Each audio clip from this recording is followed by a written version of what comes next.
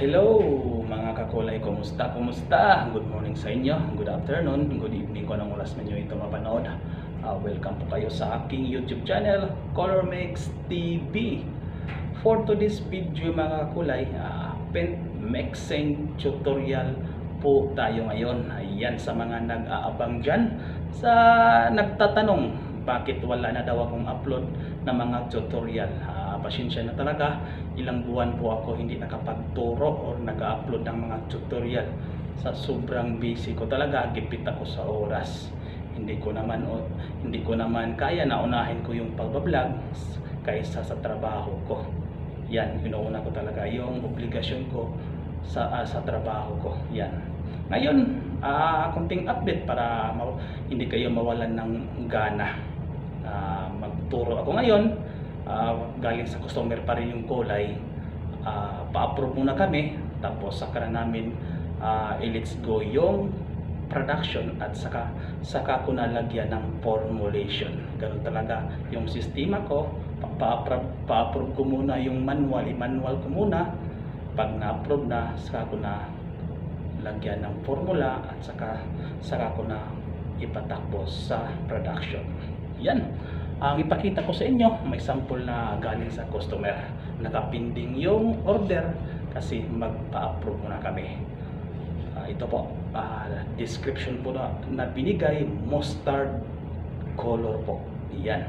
Ang ipagamit po nila, automotive lacquer in semi-gloss color po.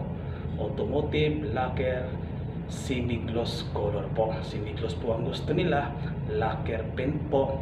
Single component paint. Lacquer thinner lang po. All goods na. Yan. Tara. Umpisahan ko na. Let's go. Ito yung mga pangulay natin. May HD11 tayo dito na talo green. And then may HD7 tayo dito na red oxide. And then may HD1 na neutralizer white. And then may HD3 na chrome yellow. Yang apat lang muna ang ko na pangulay. Magdagdag lang tayo kung hindi kaya sa mga pangulay na yan. And then yung members natin ay automotive semi-gloss clear. Yan, sa mga nagtatanong dyan, yan po. Yung pagtimpla ko ay standard procedure po ito talaga. Hindi ito siya pen to pen. Tayo talaga ang gumawa ng pintura. Yan.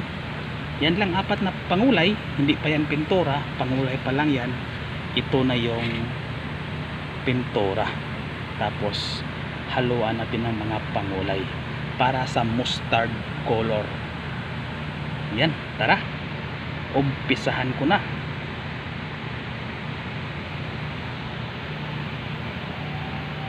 Yan, umpisa na tayo.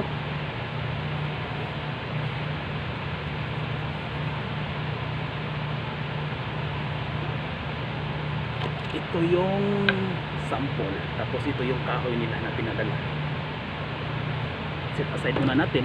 Tapos maraming nakapila na sample. Dami nating gawain pero nag-update lang ako talaga sa tutorial. Tara, umpisahan na natin to. Una, sa mga baguhan dyan, sa mga bago pa lang natuto, dahan-dahan lang po tayo sa paglagay ng mga pangulay.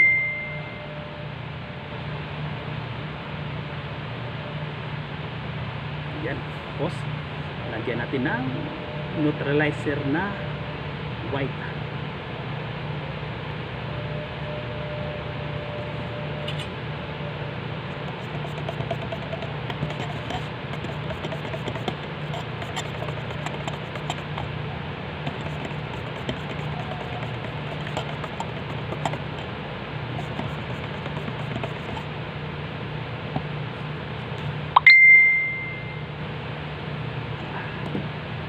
Patakan natin ng kunting talo green. Kunti lang kasi sobrang taapang ito. Yan.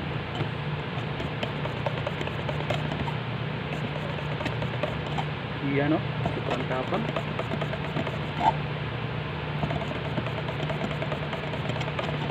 Nabulin talaga natin to. Tingnan nyo. Yan o. nag-drain na, sobrang tapang ng grip. Dapat kunti lang talaga. Napuli natin sa neutralizer na white.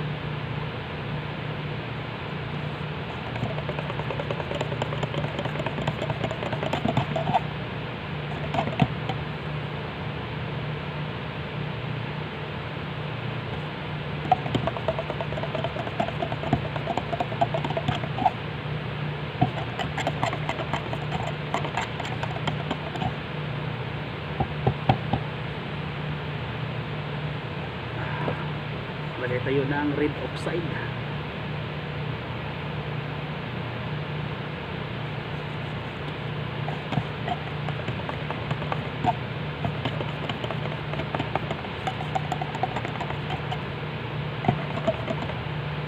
Lagay pa natin puti.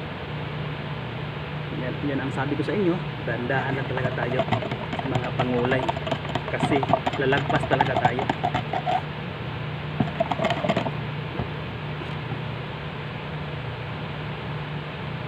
Kunti pa, lagyan natin ng kunti, sobrahan natin yung red, ibalik natin sa yellow.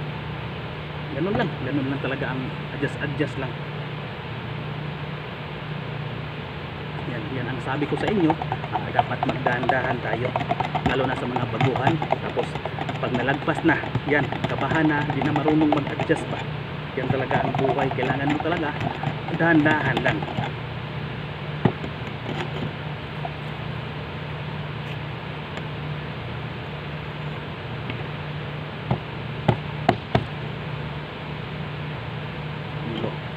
Lagyan natin ang yelo.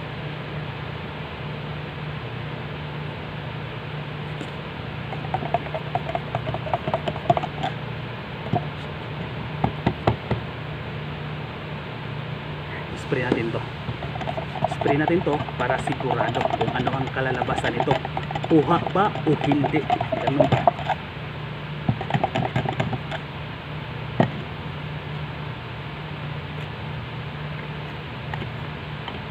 Yung sample nila sobrang talagang dry, simiklo siya pero matagal na dry na talaga. Yan, tingnan natin. Yep, spray natin to. Punta tayo sa spray section para makita natin ang resulta. Tara, samahan nyo ako. Ito na mga kakulay, nandito na tayo sa spray room. Yan, mag-spray na tayo. Titingnan natin yung natimpla natin kung parehas ba sa sample. Yan, ito yung sample nila, tapos ito yung kahoy na pinadala. Dito natin i-spray yung natimpla natin. Tapos ito yung mustard nila na control. Ayan, set aside muna natin ito para hindi natin ito madisgrasya, delikado. Baka makabayad pa tayo dyan. Ito yung kuha natin for approval. Dito natin i-spray. And then yung natimpla natin, ito na natimpla natin. Ito yung natimpla natin na mustard sa atin. Sana makuha natin yung kulay. Single component lang po, lacquer thinner lang po yung timpla natin. All goods na, walang catalyst. Single component pen, lacquer, same gloss color na mustard. Tara, kuha lang tayo ng konti para approval. Tapos ito yung control, ito yung basihan natin para sa formula natin. Kung ma-approve na siya, ito na yung babasihan natin. Nagawa tayo ng formula. Tapos ito yung control din sa production. Ayan, dual purpose. Kuha tayo ng konti lang, kuha din natin para yan, ito na, konti lang kunin natin. And then lacquer thinner lang ang gawin natin. Lacquer thinner, tapos magkuhan muna ako mag-safety muna tayo kasi baka mapasta naman tayo. Lacquer thinner, lagyan natin lacquer thinner.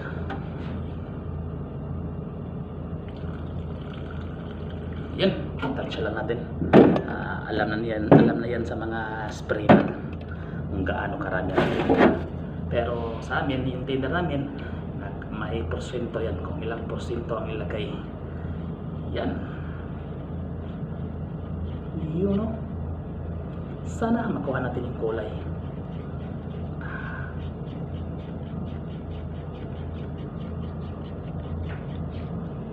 Yun. And then, ito yung control nila. Sit aside natin to. Okay. Tapos, labyog. Parang sticky konti. Lagyan natin konti ng okay. Let's go.